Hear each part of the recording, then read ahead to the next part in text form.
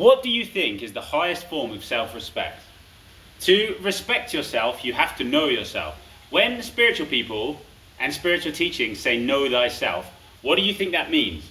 Know thyself means understand how your own energies work. And your energy is always trying to flow in a specific direction, just like life itself. There's a Tao of energy that's flowing in a certain direction. And in culture today, most people are disconnected from that natural energy flow and are doing things that go against themselves. When you go against your own natural energy flow, and what I mean by that is only do things that you have natural inspiration to do. For example, if somebody calls you up and says, hey, do you want to come to this restaurant? And you say, no, thank you, because you didn't feel like it, that is honoring your energy. But if they call you up and they say, hey, do you want to go to this restaurant? And you go anyway, even though you didn't really want to, and you kind of have to drag your feet there, you'll notice how that costs you energy. Like when you come home from that, because you didn't really want to go, you'll feel tired. Or if you do anything that you don't really want to do, it's going to make you tired because it's costing you energy. Whereas if you're flowing in the direction that life wants to go in and your own natural energy, then you won't ever feel tired because there's no energy cost to being yourself. There's no price to be yourself. There's no cost of being yourself. There's only a cost of forcing other types of things, like going to a job or eating something that you think is healthy even though you don't really want it. Or I'm just giving examples. I know I talk a lot about food, and you can get yourself to only like the healthy things.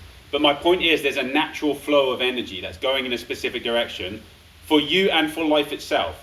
And so when you get in flow with that and honor it, that's the highest expression of who you are.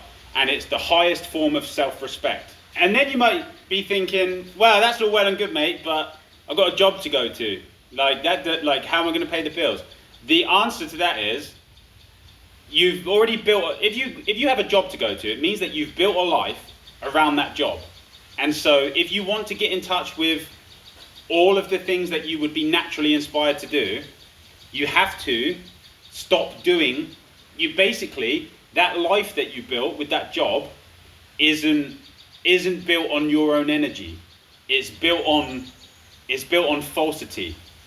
And most people who go to like jobs in offices or in places like a standard job, like a normal 9-to-5 job, that's an energy siphon. And so the life that you build from going to a job like that is false, because it's gone against the natural flow of your own consciousness. And so what I had to do, and this is how you do it, if you want to get into the life where you only do things you want at all times, where you literally, anything that happens, you just think, I'm going to do that because I want to, or if you don't want to do it, just don't do it. It is literally like that. Like you just get to do whatever you feel like doing.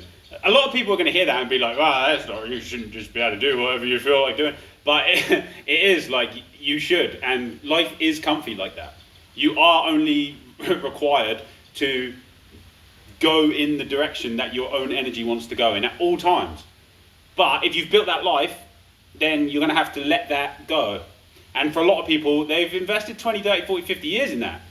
And so how are you going to let that go? That's the whole thing. So it's like, how much do you want the life where, like your real life, your real true will, that's your real life. Like your real life is only doing things you like doing. That's your real life. God is good and life is benevolent, but there have been entities here that tricked everyone into thinking they need to do a bunch of stuff. Like there's this whole culture of like seeking discomfort. It's just like if you actively seek a trigger, life is going to give you more of that. Like life will give you what you move in the direction of. So if you move in the direction of ease and flow and the things that you like, life's going to give you more ease and flow and the things that you like. But you've got to break out of like the fear of thinking that something's going to go wrong. Life itself is intelligent, God is intelligent and supports you in all you do.